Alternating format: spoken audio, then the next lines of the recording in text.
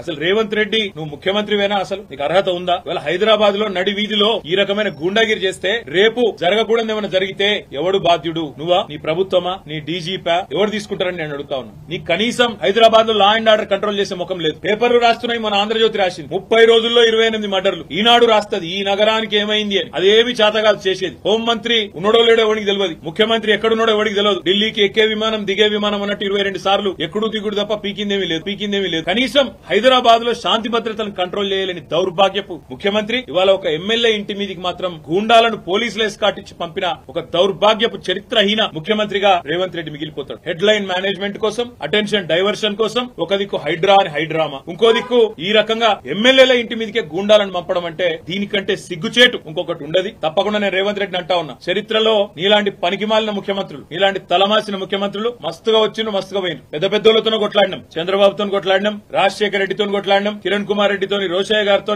ఎంతో మందితో తలపడ్డాం. నువ్వు వాళ్ళందరికంటే కూడా చాలా చిన్నోడు, చిట్టినాయుడు. నువ్వు చాలా చిన్నోడవు. నేను మా దగ్గర మా భాషలో చెప్పాలంటే హైదరాబాద్ లో బుల్లబ్బాయి అంటారు నీలాంటి వాళ్ళు. ఇలాంటి బుల్లబ్బాయిలు, చిట్టినాయుడు అని చాలా మందిని చూసినాం. ఏం ఫరక్ పడేది కూడా ఏం లేదు, ఏం ఇంటికి కూడా వీకలేవు. కానీ ఏదో పైశాచికానందం 4 రోజులు ముఖ్యమంత్రి పదవిలో కూర్చున్నా, నేనేందో పెద్దోడిని అయిపోయినా అనేదో ఎగిరెగిరి పడతా ఉన్నావు. రేవంత్ రెడ్డి గారు అధికారం ఎవరికి శాశ్వతం కాదు. నువ్వు ఒక దుష్ట సాంప్రదాయానికి తెరలేపుతా ఉన్నావు. ఇది తప్పకుండా నిన్ను దహిస్తది, నిన్ను వెంటాడుతుంది. రేపు నువ్వు పదవిలోకి దిగిపోయినాక తప్పకుండా నువ్వు ఈ రోజు ఏదైతే దుష్ట సాంప్రదాయాలు నెలకొల్పుతున్నావో ఇవన్నీ నీకే చుట్టుకుంటాయనే మాట కూడా నేను వారిని హెచ్చరిస్తా ఉన్నా.